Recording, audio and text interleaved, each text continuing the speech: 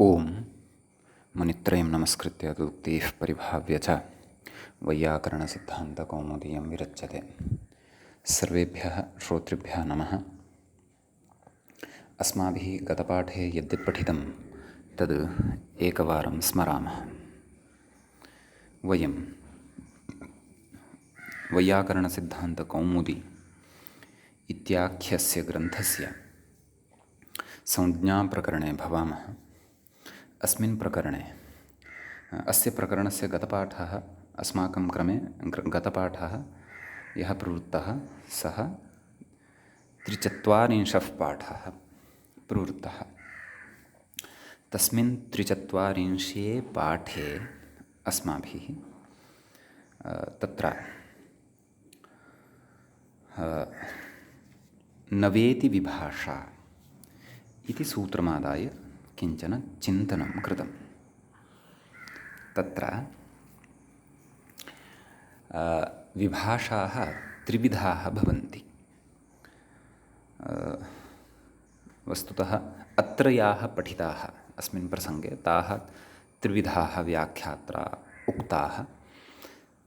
चतुर्थः प्रकारः अपि अग्रे पठिष्यते। अस्तु, तर्हि ते त्रयः प्रकाराः अत्र ये परिगणिताः ते के?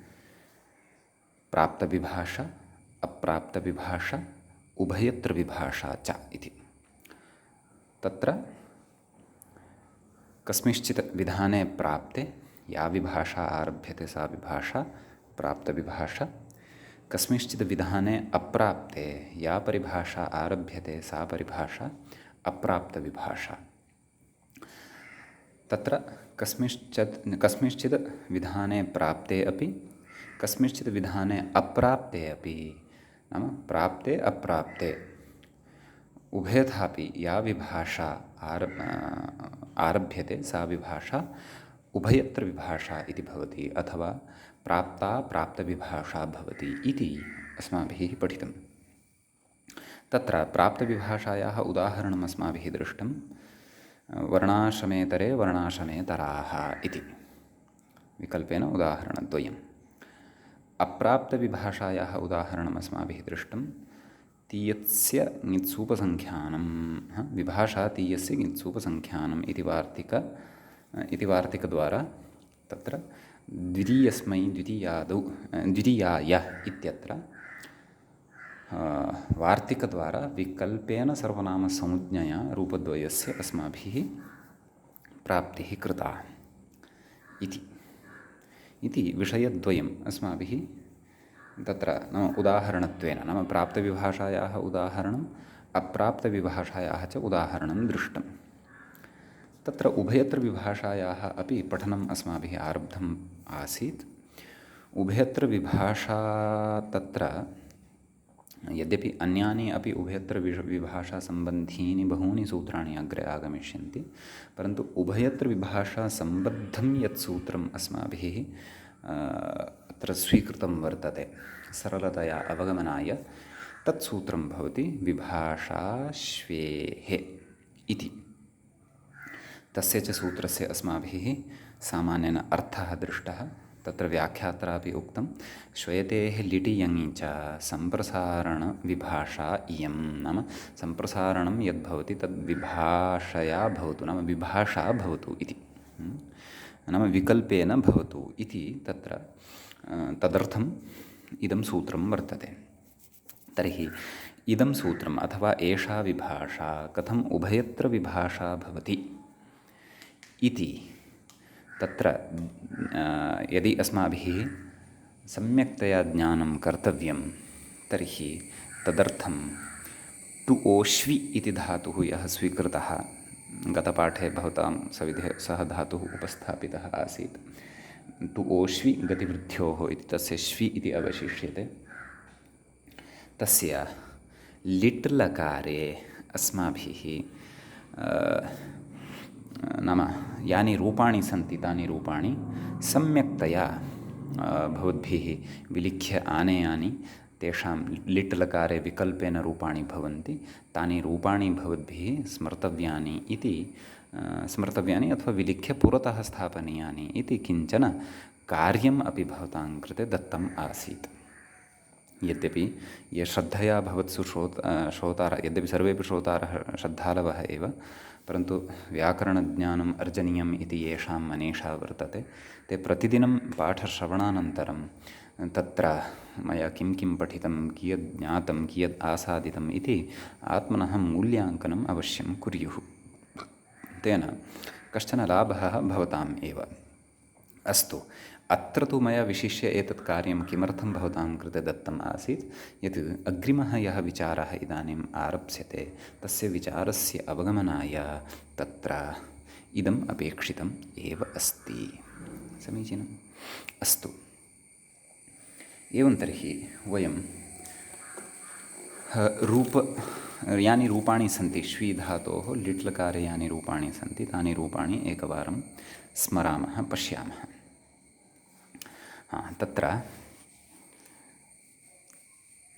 लिट् लकारे सम्प्रसारणं यत्र भवति, यस्मिन् पक्षे सम्प्रसारणं भवति तत्र रूपाणि एवं भवन्ति: शुशाव, शुशुवतुः, शुशुवुः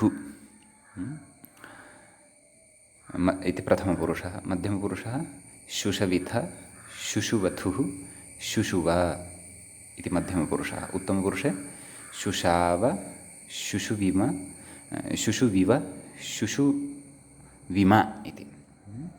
तत्र उत्तमपुरुषस्य एकवचने विकल्पेन रूपं भवति शुशाव, शुशव इति। तत् सद्यः नापेक्षितम्, अतः तत्र सद्यः भवन्तः एकमेव रूपं गृह्णन्तु, शुशाव इति। वस्तुतः सर्वाणि इमानि रूपाणि नापेक्षितानि, परन्तु स्पष्टतया भवतां काचित् कल्पना बुद्धौ स्थिता भवेत्, तदर्थम् अत्र इमानि तत्र उदाहरणानि मया भवद्भिः विलिख्य आनयानि इत्युक्तम्। अस्तु, यस्मिन् पक्षे सम्प्रसारणं भवति तत्पक्षीयं रूपं पश्यामः। पश्यन्तु: शिश्वाय, शिश्वियतुः, शिश्वियुः इति प्रथमपुरुषः। मध्यमपुरुषे शिश्वियिथ, शिश्वियथुः, शिश्विय इति मध्यमपुरुषः। उत्तमपुरुषस्य पश्यन्तु: शिश्वाय, शिश्वियिव, शिश्वियिम। एवं रीत्या तत्र यस्मिन् पक्षे सम्प्रसारणं भवति तत्पक्षे इमानि रूपाणि भवन्ति। समीचीनम्। इदानीम् अत्र भवन्तः यदि एतत् पृथक् कुर्वन्ति तदापि सम्यक् अस्ति। स्वटिप्पणीपुस्तिकायां झटित्येव अधुनैव तत्र गतपाठे मया पृथक् नाम मिलित्वा, नाम सम्प्रसारणपक्षीयं रूपं, सम्प्रसारणरहितं रूपं च मिलित्वा तत्तत् वचनस्य, तत्तत् पुरुषस्य तत्तद्रूपं लिखितम् आसीत्। तदपि भवतु, एकं टेबल् भवतां पुरतः तदपि भवतु। अधः भवन्तः केवलानि तत्र सम्प्रसारणं यस्मिन् पक्षे भवति तानि एव रूपाणि लिखन्तु। 9 रूपाणि तानि भवन्ति। उपरि तु भवद्भिः 18 रूपाणि लिखितानि सन्ति खलु विकल्पेन। अतः अधः इदानीम् अग्रे लिट् लकारस्य सम्प्रसारणपक्षीयानि एव 9 रूपाणि लिखन्तु। कानि तानि? शुशाव, शुशुवतुः, शुशुवुः, शुशुविथ, शुशुवथुः, शुशुव, शुशाव, शुशुविव, शुशुमिव। समीचीनम्। इमानि विलिख्य अधः पुनः लिखन्तु सम्प्रसारणपक्षीयानि रूपाणि। कानि तानि? सम्प्रसारणपक्षीयानि रूपाणि कानि तानि? शिश्वाय, शिश्वियतुः, शिश्वियुः इति प्रथमपुरुषः। मध्यमपुरुषः शिश्वियिथ, शिश्वियथुः, शिश्विया। इदानीम् उत्तमपुरुषस्य रूपाणि पश्यन्तु। शिश्वाय लिखन्तु, शिश्वाय, शिश्वियिव, शिश्वियिम इति। इमानि रूपाणि विकल्पेन अस्माकं पुरतः वर्तन्ते। समीचीनं। तर्हि लिट् लकारे आहत्य श्वीधातोः सम्प्रसारणपक्षे 9 रूपाणि, सम्प्रसारणाभावपक्षे 9 रूपाणि भवन्ति। आहत्य अत्र 18 रूपाणि भवन्ति। समीचीनम्। अतः इदानीम् अस्माभिः अस्माकीने विचारे प्रवेष्टव्यम् अस्ति। सर्वादौ तु अत्र एतद् मनसि स्थापयन्तु, अत्र विभाषाश्वेः इत्यनेन सूत्रेण तत्र विकल्पेन सम्प्रसारणं कृतं, नाम विभाषया सम्प्रसारणं कृतं। तत्र विभाषा इत्यस्ति खलु, तस्याः अर्थः कः? प्रवृत्तिः निषेधश्च। निषेधविकल्पौ इति अर्थौ खलु। विकल्पः नाम एकत्र नाम तत्र निषेधपक्षात् अतिरिक्तः यः पक्षः तस्मिन् पक्षे प्रवृत्तिः नाम सूत्रस्य प्रवृत्तिः इत्यर्थः। समीचीनम्। अतः विभाषाश्वेः इत्यनेन सम्प्रसारणं यत्र विहितं तत्र शुशाव शुशुवतुः इत्यादीनि रूपाणि लब्धानि, यत्र सम्प्रसारणं न विहितं तत्र शुशाव शिश्वाय शिश्वीयतुः इत्यादीनि रूपाणि लब्धानि। इदानीम् अत्र अस्माभिः शुशाव शिश्वाय इति विकल्पेन रूपद्वयं साधनीयमस्ति प्रथमाविभक्तेः एकवचने। समीचीनं। शुशुवतुः शिश्वीयतुः, क्षन्तव्यः, विभक्तिः न भवति अत्र। अत्र प्रथमपुरुषस्य एकवचने इमानि रूपाणि साधनीयानि। समीचीनं। एतेषां विभक्तिः नाम तिङन्तानां सु औजस् अम् औट् क्षन्तव्यः तिप्तस् जि सिप्तस्थः एतेषां विभक्तिः इति संज्ञा भवति वा न वा इति वयं पश्चात् ज्ञास्यामः। अस्तु, सद्यः अत्र प्रथमपुरुषः इत्येव व्यवहारः भवतु। अस्तु, एवं तर्हि प्रकृते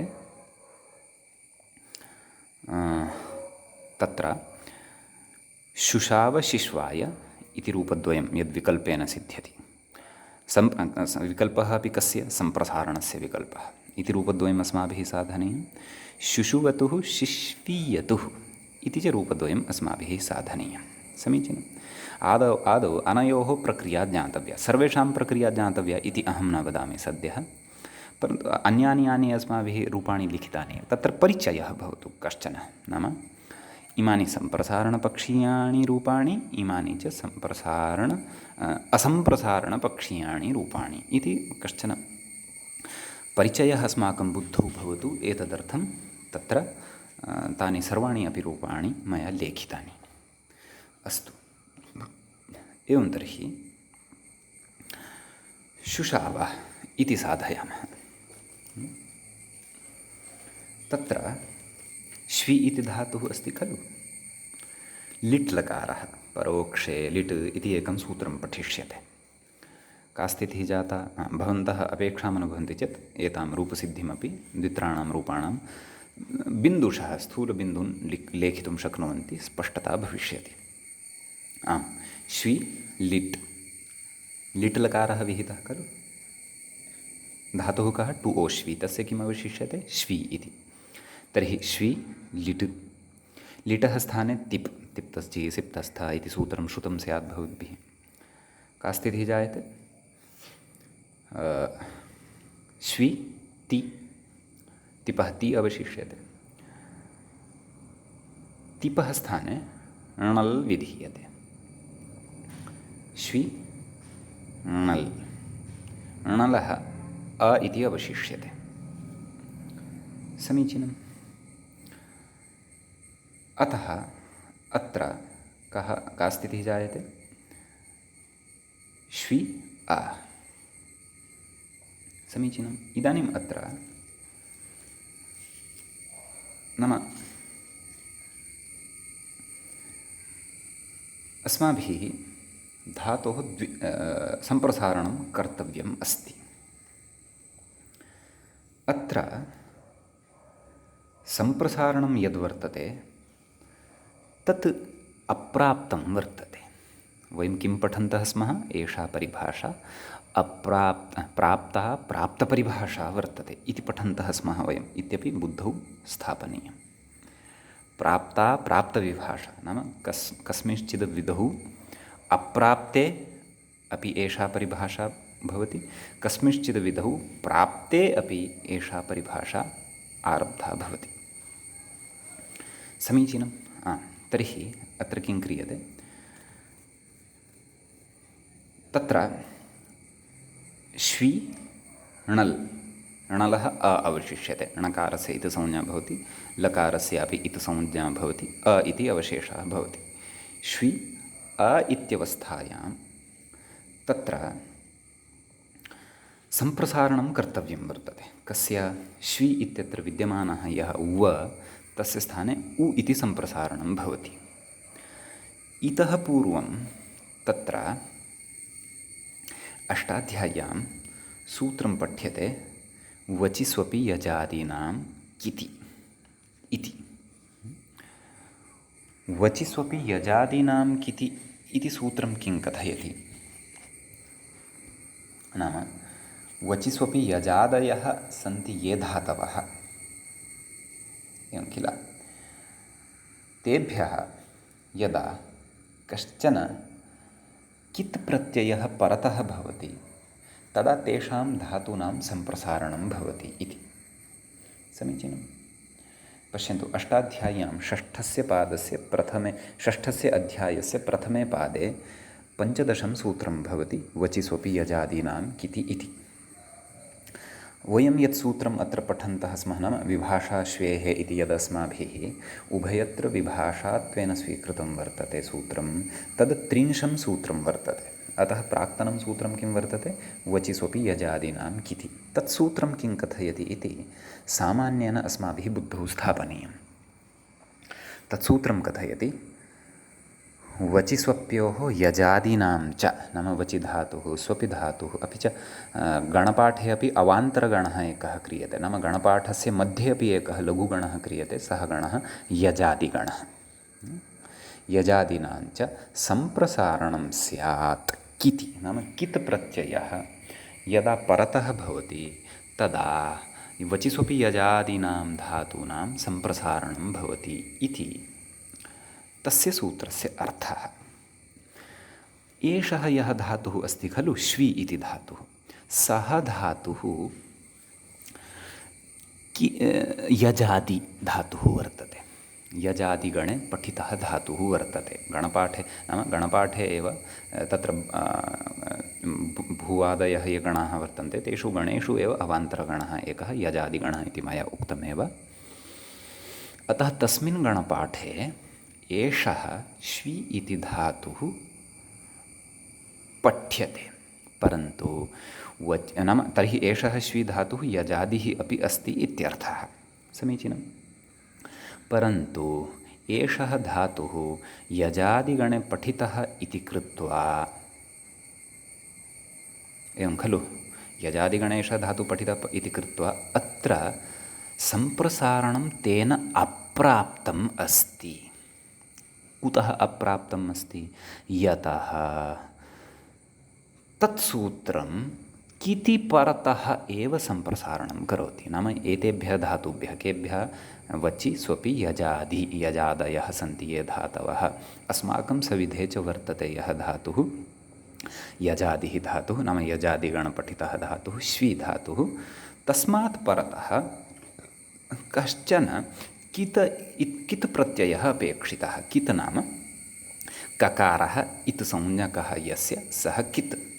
अतः कित् संज्ञकः कश्चन प्रत्ययः परतः अपेक्षितः, तदा एव एतेषां धातूनां सम्प्रसारणं भवति। सम्प्रसारणं च नाम इक् यणः सम्प्रसारणं।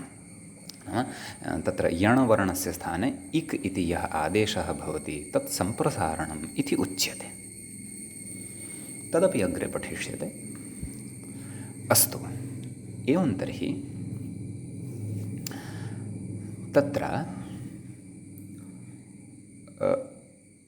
कित् प्रत्ययः परतः अपेक्षितः। अस्माकम् अत्र का स्थितिः अस्ति? भवद्भिः स्थितिः अपि लिख्यमाना अस्ति खलु। सिद्धान्तमपि शृण्वन्तु, प्रक्रियामपि विलिख्य स्थापयन्तु।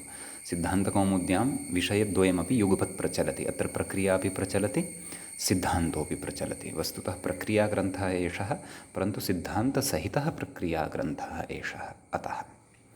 अतः एव सिद्धान्तकौमुदी वस्तुतः समग्रं व्याकरणम् इति वक्तुं शक्यते। अस्ति एव, नास्ति तत्र संशयः।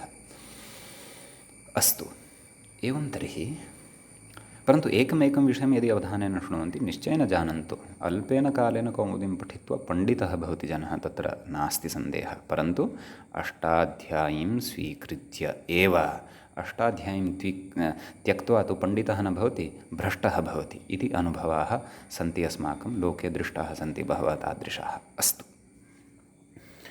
प्रकृतमनुसरामः। तर्हि श्वी णल्, श्वी णल्, णलः कः अवशिष्टः? अ अवशिष्टः। वयं पश्यन्तः स्मः, अत्र कित् प्रत्ययः श्वी धातोः परतः नास्ति। आदौ अत्र लिट् इति प्रत्ययः कृतः, समीचीनं। तदनन्तरं तस्य स्थाने तिप् इति प्रत्ययः कृतः। लिट् इत्यपि प्रत्ययः अस्ति, तस्य ल इति अवशिष्यते, अतः तस्य लकारः इति व्यवहारः वस्तुतः अस्ति, सः अपि प्रत्ययः, तद् अग्रे ज्ञास्यते। तस्य स्थाने तिप् इति प्रत्ययः कृतः। तिप् इति प्रत्ययस्य स्थाने णल् इति आदेशः कृतः। परस्मैपदानां णलतु सुस्थलतु सृणल्वमाः इति एकं सूत्रम् अग्रे पठिष्यते। तर्हि अत्र वयं यं कमपि कितं न पश्यामः। लिट् अस्ति, सोऽपि कित् नास्ति। तदनन्तरं तस्य स्थाने तिप् विहितः, सः अपि कित् नास्ति, सः तु पित् अस्ति। एवमेव तस्य स्थाने णल् विहितः, तस्मिन् अपि वयं ककारम् इतसंज्ञकं क्वापि न पश्यन्तः स्मः। अतः अत्र वचिस्वपि यजादीनां किति इति सूत्रस्य अपेक्षानुसारं यद्यपि श्वी इति धातुः यजादिगणे अस्ति, तथापि अत्र तेन सम्प्रसारणम् अप्राप्तम् एव अस्ति। कुतः?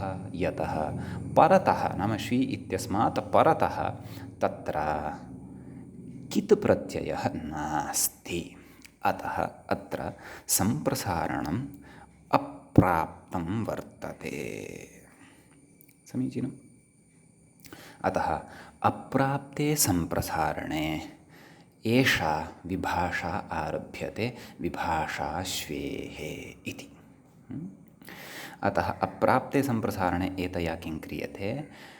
तत्र णलि परतः, नाम कित् प्रत्ययः परतः नास्ति चेदपि लिटि परतः, तस्य विभाषा श्वेः इत्यस्य कः अर्थः? श्वयतेः सम्प्रसारणं वा स्यात् लिटि यङि च। यङः अत्र विषयः नास्ति, अतः सः विषयः त्यक्तः। लिटि परतः, णल् इति लिट् परतः अस्ति एव, अतः तस्मिन् परतः अत्र सम्प्रसारणं भवति, विकल्पेन भवति इति। अर्थात् एकस्मिन् पक्षे भविष्यति, अपरस्मिन् पक्षे न भविष्यति इति। अतः रूपद्वयं लप्स्यते इति। अतः ज्ञातं खलु कथम् एषा परिभाषा अप्राप्तपरिभाषा वर्तते। प्राप्तपरिभाषात्वं तु अस्याः द्रष्टव्यम् अस्ति, अत्रैव द्रष्टव्यम् अस्ति, अस्मिन्नेव लकारे द्रष्टव्यम् अस्ति, परन्तु तं विषयम् अग्रिमे सोपाने चर्चयिष्यामः। सद्यः वयम् इदमेव चर्चयन्तः स्मः यत् एषा परिभाषा अप्राप्तविभाषा कथम्। अस्तु, तर्हि वचिस्वपि यजादीनां किति इत्यनेन अत्र लिटि परतः लिटः कित्वाभावात् तत्र नाम सम्प्रसारणं न प्राप्यमाणम् आसीत्, अतः एतया परिभाषया तत्र विकल्पेन सम्प्रसारणं लिटि परतः कृतम्। अस्तु, तर्हि क्व स्मः वयं पश्यन्तु। श्वी अ कस्य अवशिष्टः अस्ति? णल्, णलः। णल् कस्य स्थाने कृतः आसीत्? तिपः स्थाने। तिप् कस्य स्थाने कृतः आसीत्? लटः स्थाने। अतः तमपि सम्बन्धं शक्यं यदि सामान्येन बुद्धौ स्थापयन्तु, कदाचित् क्वचिद् वा अग्रे प्रयोजनाय भवेत्। अस्तु, तर्हि का स्थितिः जाता? सम्प्रसारणानन्तरम् इदानीम् अग्रिमा प्रक्रिया का इति चेत् इग्यणः सम्प्रसारणम् इति पठिष्यमाणपरिभाषाबलात् यणवर्णाः के भवन्ति? यवरल। तेषां स्थाने ये चत्वारः वर्णाः विधीयन्ते, इक् वर्णः, इ उर् लु, ते वर्णाः सम्प्रसारणवर्णाः इत्युच्यन्ते। यणसन्धौ साक्षात् विपरीतं भवति, अथवा यणसन्धौ यथा भवति ततः विपरीतम् अत्र भवति। यणसन्धौ इकः स्थाने यण आदेशः भवति, अत्र सम्प्रसारणे तु यणः स्थाने इक् इति आदेशः भवति। वर्णाः उभयत्र समानाः, परन्तु एकत्र नाम कस्य स्थाने केन भाव्यम् इति विषयः भिन्नः अस्ति तावदेव। अस्तु, तर्हि श्वी अ इत्यवस्थायां तत्र श्वी इत्यस्य यः व वर्णः अस्ति सः व इति वर्णः व्यञ्जनरूपः, सः यणि अन्तर्भवति, अतः तस्य स्थाने सम्प्रसारणं भवति। केन? विभाषा श्वेः इत्यनेन। इज्ञणः सम्प्रसारणमिति परिभाषा सहकारेण। समीचीनं। कास्ति नाम वस्थाने तर्हि कः आगमिष्यति? यथासङ्ख्यमेव अत्रापि चतुर्षु तत्र यणवर्णेषु यस्मिन् स्थाने यः उपविष्टः अस्ति तस्य स्थाने इक्वर्णेषु विद्यमाने तत्स्थानीयः एव आगमिष्यति। प्रथमः यण चेत् प्रथमः एव तस्य स्थाने आगमिष्यति। यव हयव व यव द्वितीयस्थाने वयं पश्यामः वकारम्, अतः श्वी इत्यस्य वकारस्य स्थाने अयु इक् मध्ये इकः सकाशात् उ इति वर्णः अस्य स्थाने भविष्यति। समीचीनम्।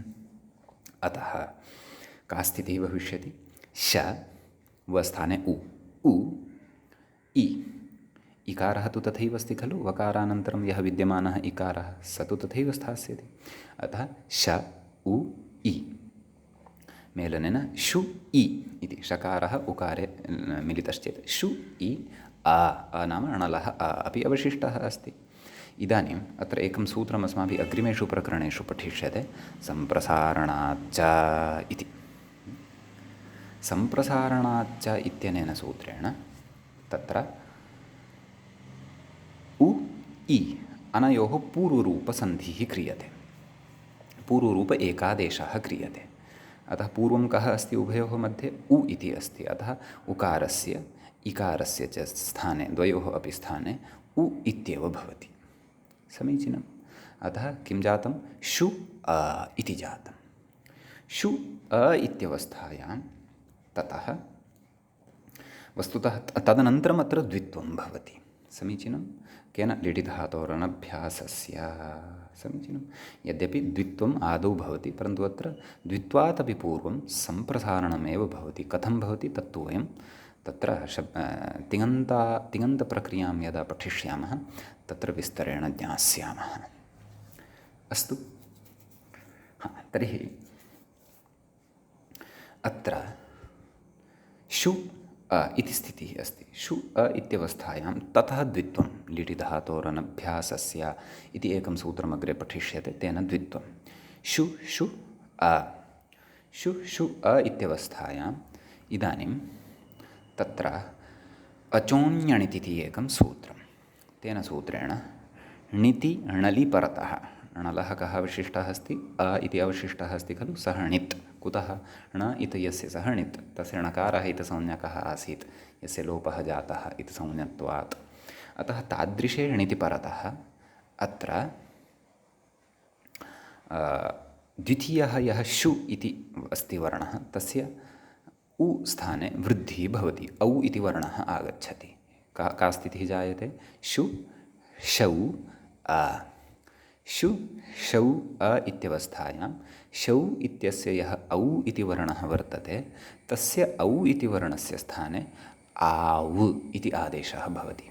का स्थितिः जायते?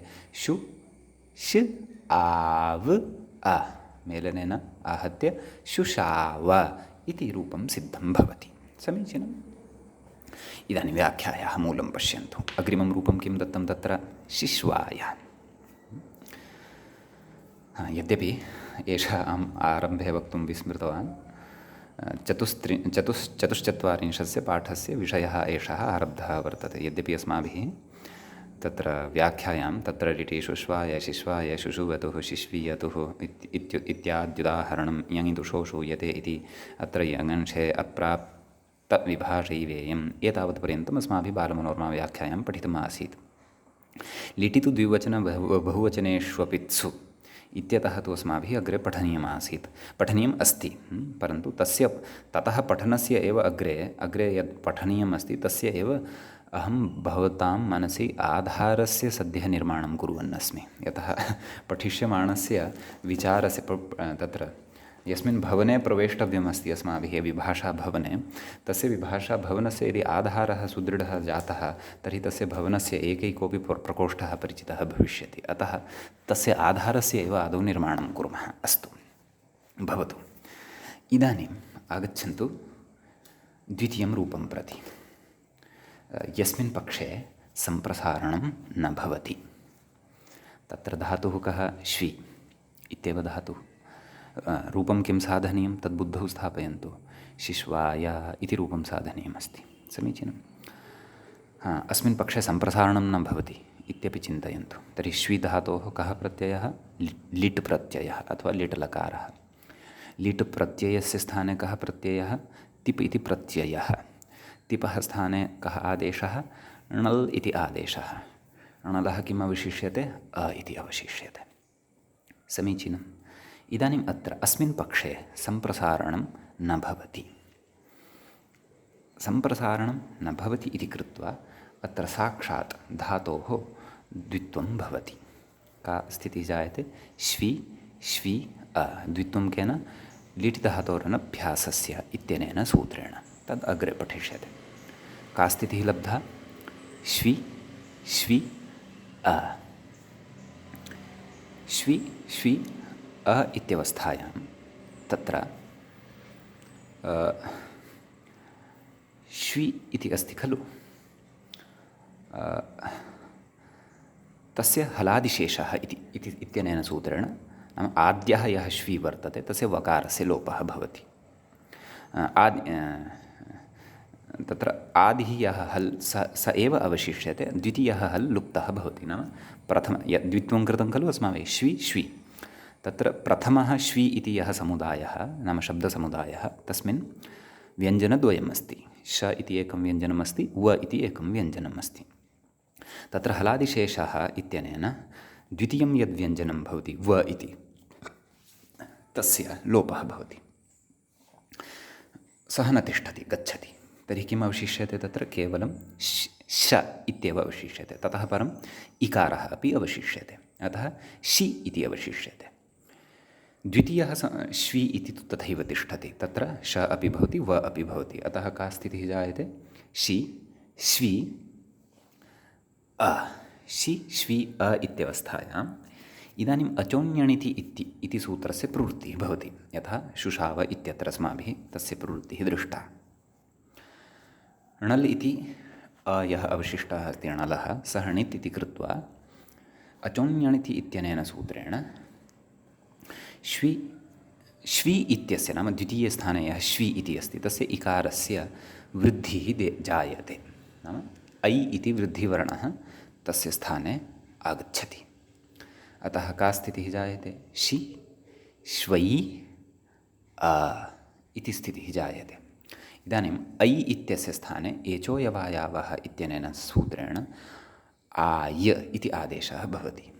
अतः का स्थितिः जायते? शि श्व आय अ, शिश्वाय इति रूपं सिद्ध्यति। अतः अस्माभिः तत्र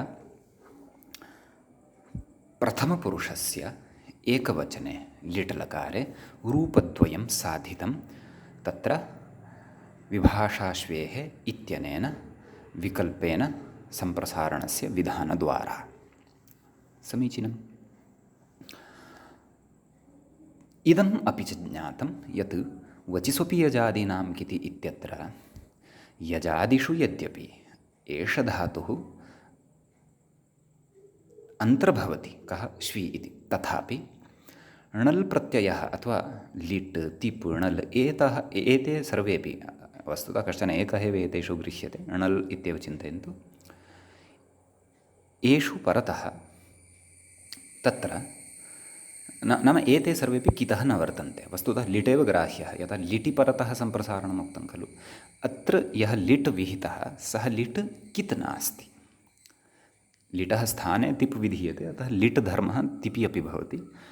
तिपः स्थाने णल् क्रियते, अतः लिट् धर्मः णलि अपि भवति। सा काचित् व्यवस्था अस्ति, स्थानिवद्भावव्यवस्था। तां व्यवस्थां वयम् अग्रे पठिष्यामः। स्थानिवदादेशो नल्विधौ सन्धिप्रकरणे। भवतु। एवं तर्हि अत्र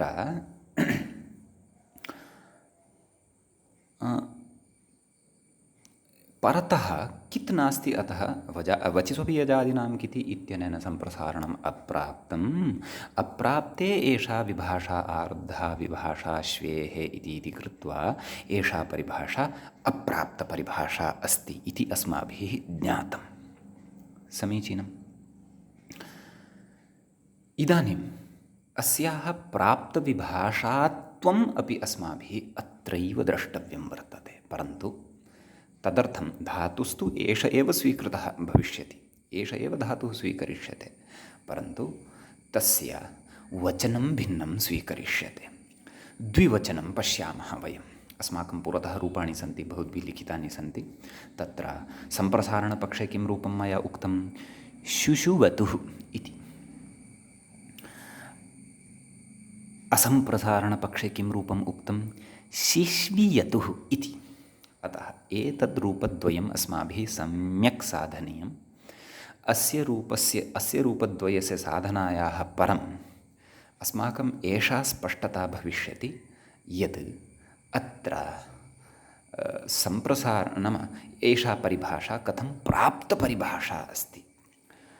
क्षन्तव्यः, परिभाषा न विभाषा। एषा विभाषा कथं प्राप्तविभाषा अस्ति, एषा परिभाषा अप्राप्तविभाषा अस्ति इति एकवचने दृष्टवन्तः वयम्। इदानीं द्विवचने अप्राप्तविभाषा एषा अस्ति इति द्रक्ष्यामः। क्षन्तव्यः, प्राप्तविभाषा एषा अस्ति इति द्रक्ष्यामः। अप्राप्तविभाषाविषये तु पूर्वं दृष्टम्। इदानीं प्राप्तविभाषा कथमस्ति इति द्रक्ष्यामः। अस्तु, तदर्थम् अत्र प्रक्रियायाः आरम्भं कुर्मः। कः धातुः? श्वि इति धातुः। तस्मात् परतः द्विवचने कः प्रत्ययः भवति? तिप्तस्झि इत्यनेन इति चेत् तस् इति प्रत्ययः भवति। का स्थितिः जायते?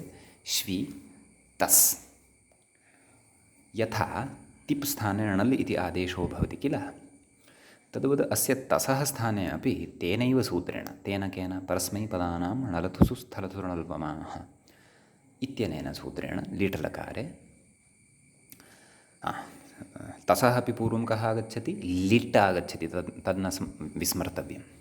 यथा लिट्लकारस्य अयं प्रसङ्गः। लिटः स्थाने तस्, केन सूत्रेण? तिप्तस्झि इत्यनेन। तसः स्थाने कः आदेशः? अतुस्। कः आदेशः? अतुस्, परस्मैपदानां णलतुस् इत्यनेन सूत्रेण, इत्यादिना सूत्रेण। तर्हि का स्थितिः जायते? श्वि अतुस् इति स्थितिः जायते। इदानीम् अत्रैव अस्ति अस्माकं सर्वोऽपि अत्र क्रियमाणस्य विचारस्य केन्द्रबिन्दुः अत्रैव अस्ति। अतः अत्र अवधानं भवतु। यद्यपि अवधानं तु सर्वत्र अपेक्षितम्, अत्र तु सद्यः विशेषेण अवधानं भवतु। अत्र वचिस्वपि यजादीनां किति इत्यनेन सम्प्रसारणं प्राप्यमाणम् अस्ति। इदानीं भवतां जिज्ञासा स्यात्, भोः कथं प्राप्यमाणम् अस्ति? कः अस्ति कित् परतः? भवता एकवचने उक्तं खलु यत् णलः स्थाने लीटः स्थाने लीट् कित् नास्ति, तस्य स्थाने विहितः तिप् अपि कित् नास्ति, तस्य स्थाने विहितः णल् अपि कित् नास्ति। तर्हि अत्र दर्शयतु, द्विवचने कः अस्ति कित् अस्माकं दर्शयतु। यः कित् कस्य कृते अपेक्षितः? वचिस्वपि यजादीनां किति इत्यस्य कृते अपेक्षितः। तादृशः कित् अत्र कः अस्ति? दर्शयतु, पश्यतु। अत्रापि लिटम् एव खलु कृतवान् भवान्? सत्यं। तस्य स्थाने कः प्रत्ययः कृतः? आदौ लिटम् एव परिशीलयतु। अस्मिन् कुत्र कः वर्णः अस्ति अनुबन्धेन स्थापितः? अनुबन्धेन नाम इतसंज्ञकत्वेन कः अत्र कः वर्णः स्थापितः अस्ति? न दृश्यते खलु? सत्यं, न दृश्यते। अनन्तरं तस्य स्थाने कः आदेशः कृतः भवता? इति चेत् तस् इति आदेशः कृतः।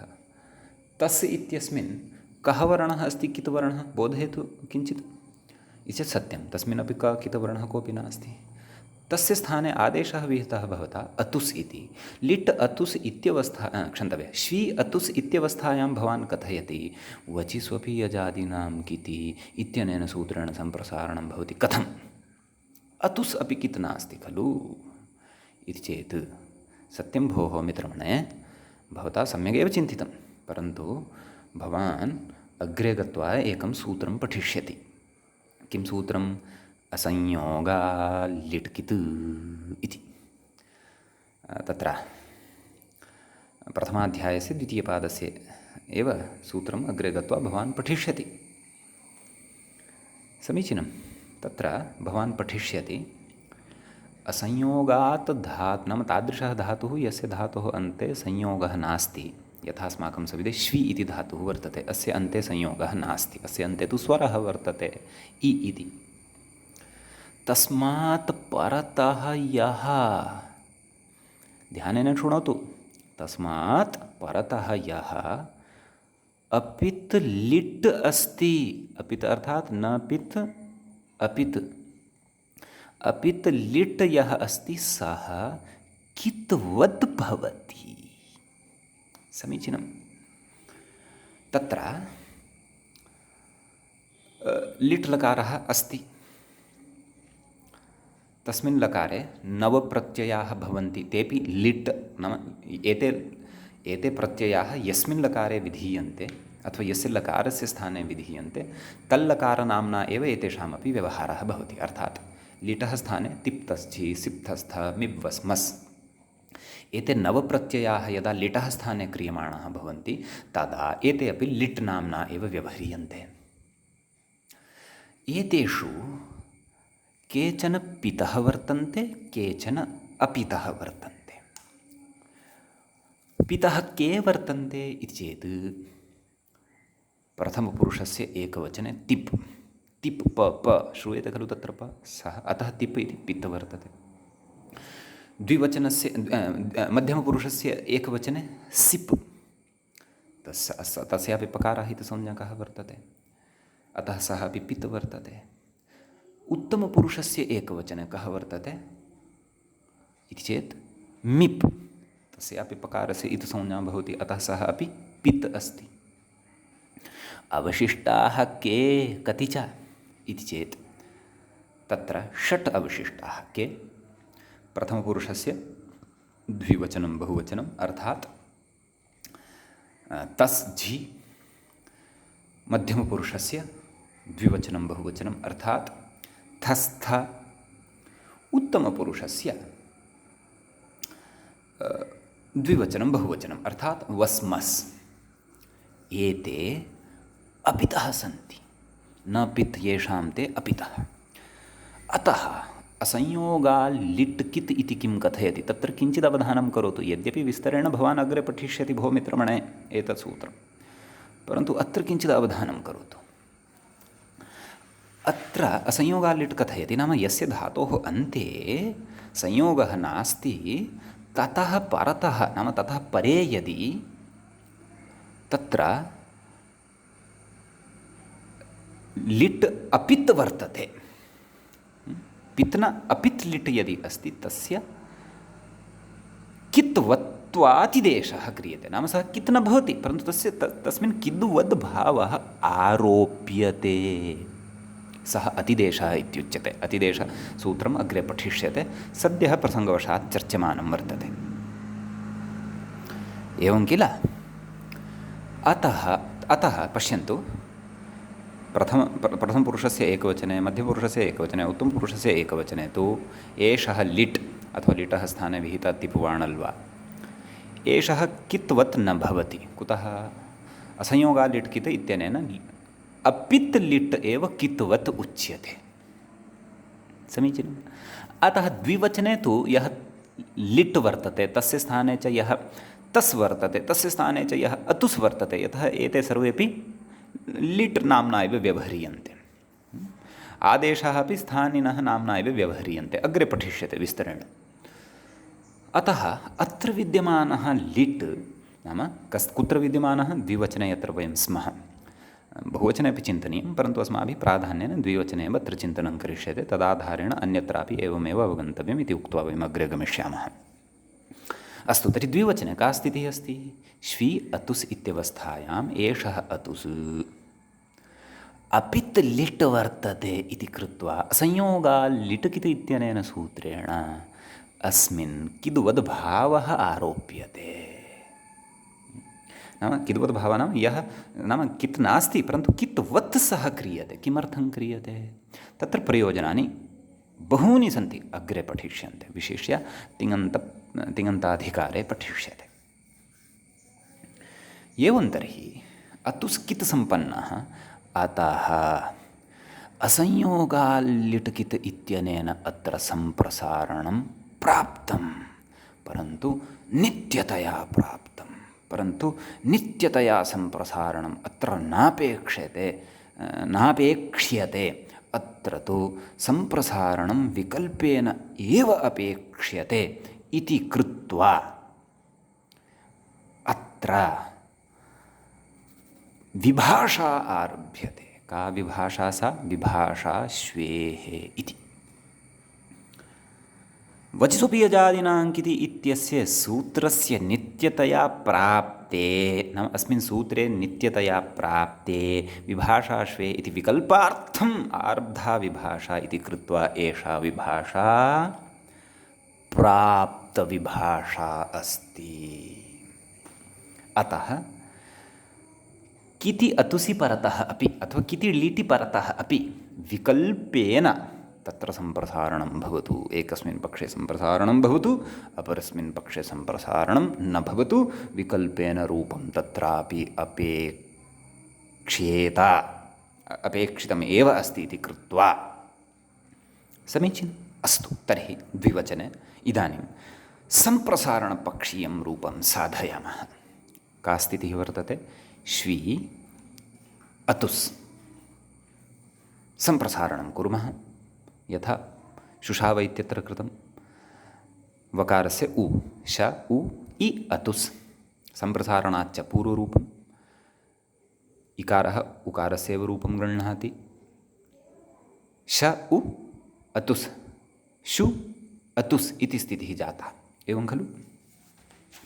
ततः धातोः द्वित्वं शु शु अतुस्। समीचीनं। शु शु अतुस् इत्यवस्थायां वृद्धिः प्राप्ता। यथा शुषु अणल् इत्यत्र शुषाव इति, परन्तु वृद्धिः अत्र न भवति। कुतः? क्ङिति च इति निषेधेन। सः निषेधः अग्रे पठिष्यते। किति परतः गुणवृद्धिः न भवतः। किद्वद्भावश्च अस्माभिः अतुसि असंयोगाल् लिट् इत्यनेन आरोपितः एव, अतिदिष्टः एव। अतः अतुस् कित् अस्ति, अतः वृद्धिः न भविष्यति। शुषाव इत्यत्र तु वृद्धिः अतः जाता यतः परतः कित् नास्ति, अणल् तत्र कित् नास्ति। यथा अपित् लिट् एव कित्वत्, न तु पित् लिट् कित्वत्। समीचीनम्। अस्तु, ततः तर्हि किं कर्तव्यं? शुषु अतुस् इत्यवस्थायां वृद्धिस्तु न भवति, परन्तु एकं सूत्रम् अग्रे पठिष्यते। अचिष्णुधातुर्भ्वां योर्यमो, तेन सूत्रेण उवङादेशः अत्र भवति। नाम शु इत्यत्र यः उ अस्ति तस्य स्थाने उव् इति भवति। उ व्यञ्जनान्तं तत् उव् इति भवति उकारस्य स्थाने। तर्हि का स्थितिः जायते? शु श उव् अतुस्, एवं खलु? मेलनेन शुशुव अतुस् शुशुवतुस् सस्यरूपविसर्गे सति शुशुवतुः इति रूपं लभ्यते सम्प्रसारणपक्षे। मन्ये भवद्भिः सर्वापि प्रक्रिया अनुपदमेव लिखिता, अतः अस्य रूपस्य सिद्धिः भवतां स्पष्टा। पक्षे सम्प्रसारणं न भवति इति विभाषा श्वेः इत्यनया प्राप्तविभाषया उक्तं। पक्षे सम्प्रसारणं न भवति इति कृत्वा पश्यन्तु किं रूपं निर्मातव्यं? शिश्वीयतुः। कुर्वन्तु तत्र प्रक्रियां पश्यन्तु कथं। तत्र श्वी अतुस् धातोः द्वित्वं, सम्प्रसारणं तु न भवति। श्वी अतुस् हलादिशेषः, शि श्वी अतुस्। समीचीनम्। अत्र इकारस्य स्थाने इयङ् इति आदेशः भवति, वृद्धिस्तु न भवति। कुतः? यतः अतुस् कित् अस्ति, कित् अस्ति इति कृत्वा किङ् इति च इत्यनेन निषेधः। यथा शिश्वाय इत्यत्र वृद्धिः कृता तद्वद् वृद्धिः अत्र न भवति। अतः शि श्व ई स्थाने इयङ् आदेशः, इयङ् इत्यस्य इय इति अवशिष्यते, इय इति व्यञ्जनान्तता तस्य भवति। शि श्व इय अतुस् शिश्वीयतुस् सस्य ऋत्वविसर्गे सति शिश्वीयतुः इति रूपं सिद्धं भवति। समीचीनं। रूपसिद्धेः अत्र विचारः पर्याप्तः। इदानीं सिद्धान्तं प्रविशामः। यद्यपि सिद्धान्तः अपि अस्माभिः सहैव स्वीकृतः वर्तते, सिद्धान्तात् अपि वयं दूरे न गताः स्मः, तथापि सिद्धान्तस्य एकवारम् आवर्तनं कुर्मः। पश्यन्तु, अत्र एकस्मिन् एव स्थले एकस्य एव धातोः विषये एषा परिभाषा उभयत्र विभाषा सिद्धा। तत्र एकवचने शुशावशिश्वाय इत्यादिषु प्रयोगेषु सम्प्रसारणविधानं यत् पूर्वम् उक्तम् अस्ति वचिस्वपि यजादीनां किति, तस्य प्राप्तिरेव नास्ति। एवं किल? कुतः? यतः कित् प्रत्ययः कित् लिट् परतः नास्ति। अतः तत्र अप्राप्ते सम्प्रसारणे एषा परिभाषा आरब्धा इति कृत्वा अनया तत्र विकल्पेन सम्प्रसारणं विधीयते इति कृत्वा एषा प्राप्तविभाषा जाता, अप्राप्तविभाषा जाता। द्विवचने तु तत्र किति परतः नाम अपित् असंयोगात् लिट् कित् इत्यनेन अपित् लिट् कित्वत् भवति इति कृत्वा तत्र वचिस्वपि यजादीनां कित् इत्यनेन नित्यतया एव सम्प्रसारणं प्राप्तमासीत्, परन्तु नित्यतया सम्प्रसारणं तेन नापेक्षितम्। अतः प्राप्ते नित्ये सम्प्रसारणे अत्र विभाषाश्वेः इत्यनेन विकल्पः आरब्धः। अतः एषा विभाषा प्राप्तविभाषा जाता। एवं च वयम् अस्माभिः अस्याः अप्राप्तविभाषात्वम् अपि दृष्टं, प्राप्तविभाषात्वम् अपि दृष्टम्। अतः आहत्य एषा परिभाषा प्राप्तविभाषा भवति, अर्थात् उभयत्र विभाषा एषा भवति इत्यर्थः। समीचीनं। मन्ये एतावान् विषयः भवद्भिः अवगतः स्यात् इति।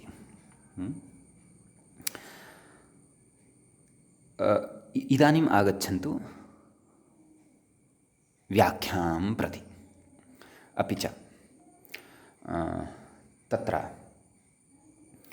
चतुर्थः प्रकारः मया बोधनीयः अस्ति, तद् अहं सर्वान् ते वदिष्यामि यदि मम स्मरणे स्यात्। नाम व्याख्यायाः समाप्तिं, नाम एतत् सूत्रस्य व्याख्यायाः समाप्तेः परं, बालमनोरमां व्याख्यायाः समाप्तेः परं व्यवस्थितविभाषाविषये अपि मया कथनीयम् अस्ति, तत् कथयिष्यामि।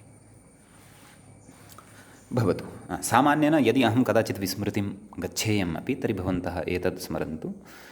अवङ्स्फोटायनस्य इति सूत्रपठनसमये सन्धिप्रकरणे सा परिभाषा उपस्थिता भविष्यति, परन्तु प्रायशः अहं न विस्मरिष्यामि, अत्रैव तस्याः बोधनम् अपि कारयिष्यामि इति मम मयि विश्वासः वर्तते। अस्तु, सद्यः किमर्थं न बोधयन्नस्मि, यत् मुख्यधारातः किञ्चित् वयम् अन्यत्र न गच्छेम इति कृत्वा। अस्तु, सा सरला अस्ति। यद्यपि एषापि सरला अस्ति, भवद्भिः अत्रापि क्रमशः श्रुतम् अस्ति, अतः किमपि काठिन्यं भवद्भिः अत्र नानुभूतमिति अहं विश्वसिमि। अस्तु, इदानीम् आगच्छन्तु या पङ्क्तिः अस्माभिः, अन्तिमा पङ्क्तिः ह्यः त्यक्ता, यतः च अग्रे पठनीयम् अस्ति। अन्तिमा पङ्क्तिः पठिता आसीत् अस्माभिः, अत्र यङंशे अप्राप्तविभाषैवेयं, तत् सर्वं नापेक्षितम्, अग्रे गच्छामः। नाम तत्र प्राप्तिरेव नास्ति, अतः प्राप्तविभाषा इति गतपाठे अपि भवतां सविधे मया सः विषयः उक्तः एव अस्ति। अतः सद्यः वयम् अग्रे गच्छन्तः स्मः। किं कथयति? लिटि तु द्विवचनबहुवचनेषु, यथा अस्माभिः द्विवचनस्य रूपं साधितं खलु, शुशुवतुः, शिश्वीयतुः, तथैव सर्वत्रापि सर्वाणि रूपाणि तथैव, नाम सर्वत्रापि स प्राप्तविभाषात्वम् अस्याः सर्वत्र तथैव अवगन्तव्यं। द्विवचने बहुवचने च लिटि, एवं मध्यमपुरुषे द्विवचने बहुवचने, उत्तमपुरुषे द्विवचने बहुवचने च।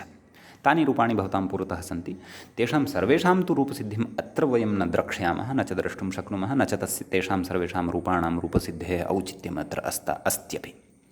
परन्तु तत्र सर्वत्र भवन्तः यत्र यत्र विकल्पं पश्यन्तः सन्ति तत्र एकवचने, तत्र अप्राप्तविभाषाकारणात् विभाषाश्वेः इति सूत्रात् तानि रूपाणि लब्धानि। द्विवचने बहुवचने च यत्र यत्र भवन्तः विकल्पं पश्यन्तः सन्ति, रूपद्वयं पश्यन्तः सन्ति, तत्र अस्याः परिभाषायाः प्राप्तविभाषात्वेन रूपाणि लब्धानि सन्ति इति तत्र सर्वत्र भवन्तः समानरूपेण बुद्धिं कुर्वन्तु। येषां रूपाणां रूपसिद्धिस्तु तिङन्ताधिकारे विस्तरेण चर्चयिष्यते। भवतु, आगच्छन्तु अत्र किं कथयति। लिटितु द्विवचनबहुवचनेषु अपित्सु, नाम ते अपितः वर्तन्ते, वचिस्वपि यजादीनां किति इति नित्यतया सम्प्रसारणं प्राप्तं यदुक्तम् अधुनैव भवद्भिः पठितं। नाम तत्र ते अपितः वर्तन्ते, अपित् लिट् च कित्वत् भवति, अतः कृत्वा वचिस्वपि यजादीनां किति यस्य कृते कित्परकत्वम् अपेक्षितं तेन अत्र सम्प्रसारणं नित्यतया प्राप्तं। समीचीनम्।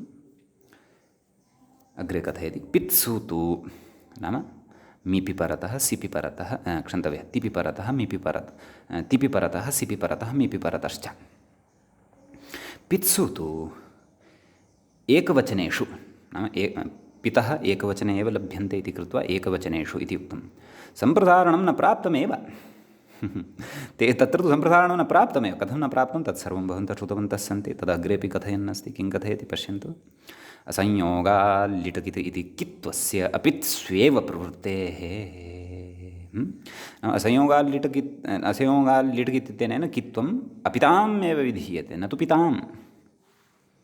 समीचीनम्। अतः अस्याः पङ्क्तेः अपि बोधनाय अवगमनाय भवताम् अधुना सुतराम् ईषदपि सन्देहः नास्ति इति अहं विश्वसिमि।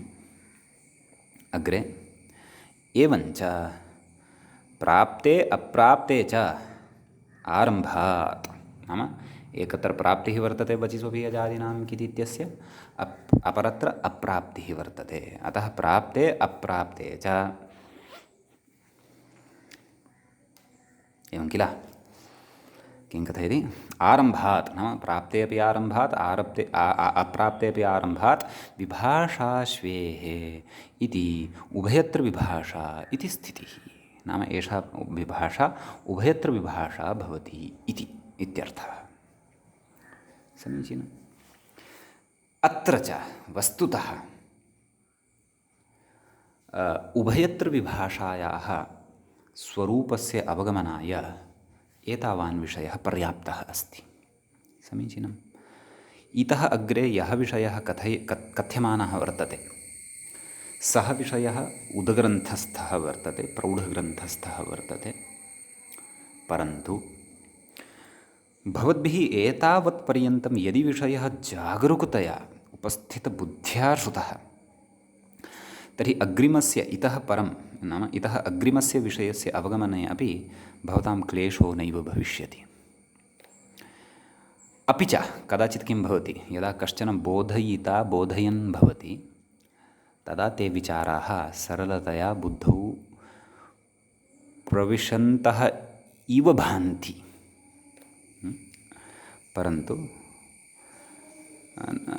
प्रविशन्तः इव सन्ति इति प्रतीयते इति अस्माकं भाति। परन्तु यदा वयं गुरुमुखात् अथवा कस्यचित् अध्यापयितुः मुखात् पाठश्रवणं कृत्वा रहसि एकान्ते ताः पङ्क्तिः पुनः पश्यामः अथवा पुनः चिन्तनाय यदा उपविशामः तदा कदाचित्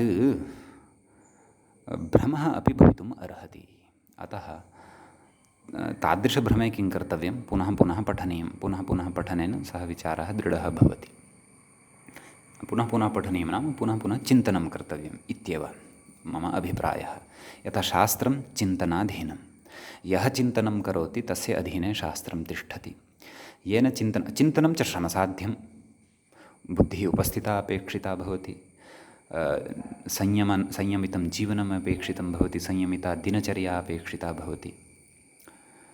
प्रातरुत्थानादीनि तत्र प्रातरुत्थानादयः नियमाः जीवने अपेक्षिताः भवन्ति ब्रह्मचर्यादिनियमाः पालनीयाः भवन्ति।